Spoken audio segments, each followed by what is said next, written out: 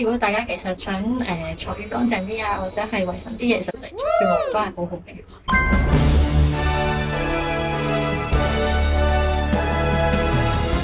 老師傅，係今日做完個 waxing 咯喎。係咦，其實而家幾多週啊？我哋望一望係。 36週。哇，請問咧，你今日做完成個過程，可唔可以分享下？今日都本身預自己都可以一次過做到脫毛嘅，但係其實阿嘉 B 同我講話，我可能都要2次喎。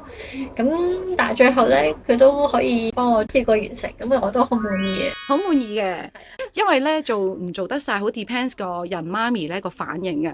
你個反應係話到俾我聽，你係接受到我繼續做落去，咁我就可以幫你做咯。同埋我哋都有好有經驗先可以做到，如果冇經驗去處理咧，唔係人都夠膽幫你做噶。係，所以都好信任啊，嘉 B。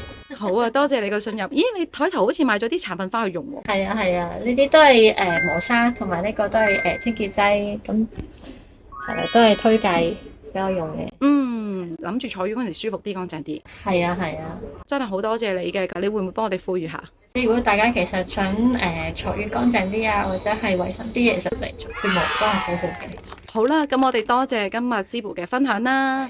希望你生完之後再繼續揾我哋，再拍多啲片分享俾其他媽咪，好唔好啊？好好，多謝你啊，拜拜。拜。